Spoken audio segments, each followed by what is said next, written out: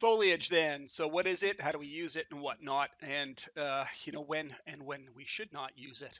So first off, how do we use it and what is it? So foliage is pretty simple. Under modes, you're going to find the foliage tool. Now it doesn't need to be for foliage. Why it's called foliage, who knows, but it is. So if we go into foliage, I'm just going to remove this because I'm going to re-add it. If we go into foliage, for instance, I've already got 3 foliage items in here. I can check off one of them here and say I'm going to paint with this one, or I could paint with multiple, for instance. And I can go into the paint tool and I can paint rocks and grass wherever I want them. What's nice is if you hold down shift, you'll do the exact opposite. You'll erase them. So you can paint some rocks and grass places. Now, should you go wild and crazy painting rocks and grass everywhere? No, it can get expensive. Okay. These items need to be really low res. They need to have really simple textures. In this case, my grass already has animation on it, which is in the material itself. Okay, so how do we add this and what do we do? So let me just go in and turn these off. So to add some foliage, I'm going to go with this small ground leafy thing that we're going to be able to paint on as well.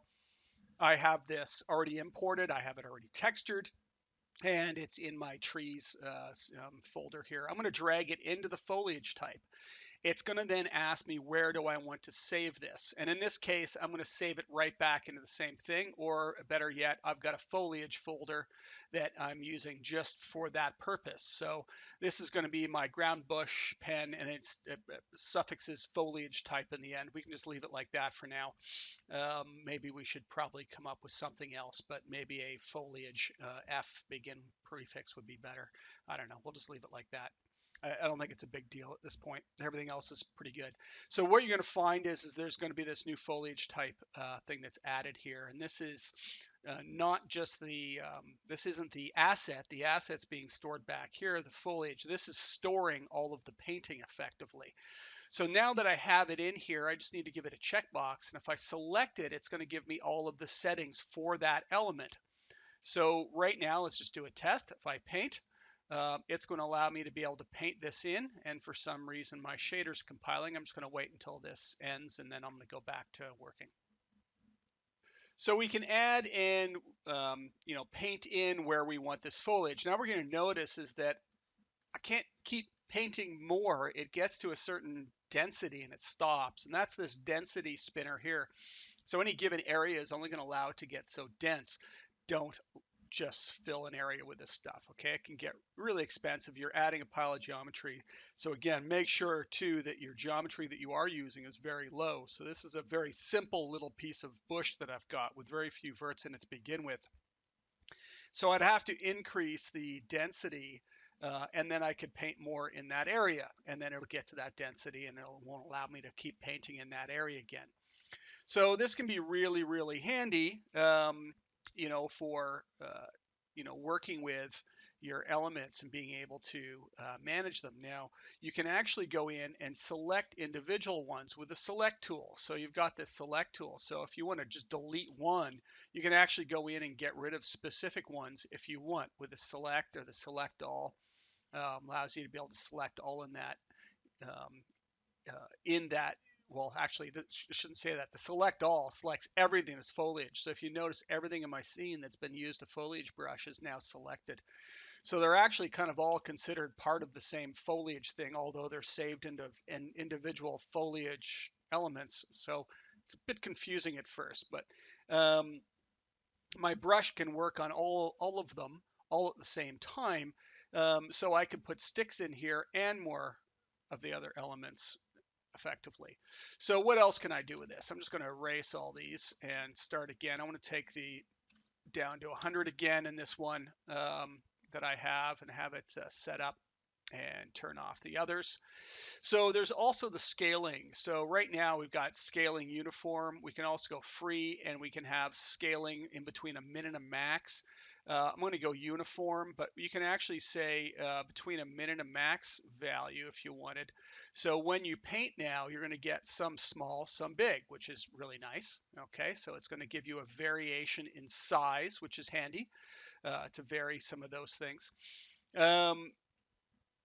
There's also an offset Z, a min and a max value, but that's the whether it's contact in the ground. So I don't use it a lot, but you could use it for some things. Stones, for instance, some of them will be set into the ground more than others. It works well with.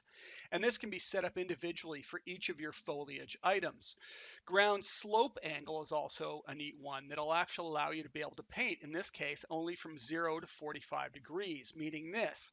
If I try and paint on my scene, now for whatever reason, I can't paint on these blueprints. I don't know why, but it doesn't allow you. I need to find out how that works.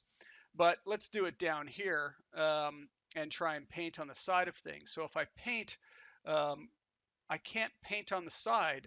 I can only paint on items where it's pointing up.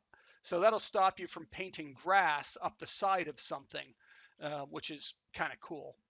That it won't allow you, but you can change that slope angle here. So if you want to be able to paint on more of an angle, this is why you can't if you can't do that. Also, there's a height limitation too, how high up in the universe and how low. Why it's set at this crazy number, I don't know, but it is. It should be plenty for what you've got needed.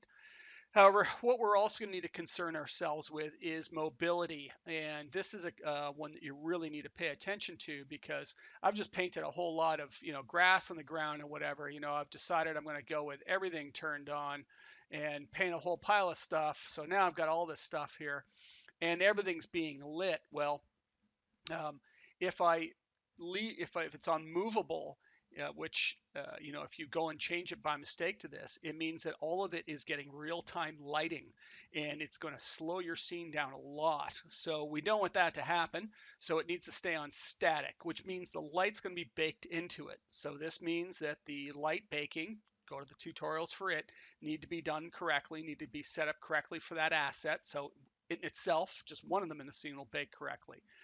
But then there's this light map resolution. So this is different than what we can set the individual item for. Okay, so for the actual original tree element here, this bush can have a different size than the actual static mesh will.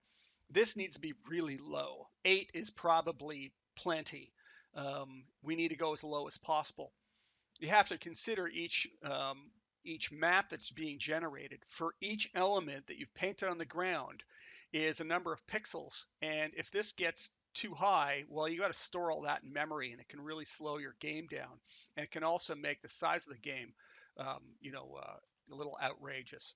So you got to be careful and not do this sort of thing, which can be problematic, but we could actually erase parts of it. So we could turn off all of the elements except for the rocks and the sticks, let's say, and we could go ahead and paint out the rocks and sticks out of that. So you can control individually which ones you're working with. That's probably about it. You don't need to know a whole lot more. Collisions should be off because we don't want to be colliding with these elements. There, if you notice, you can run right through grass usually.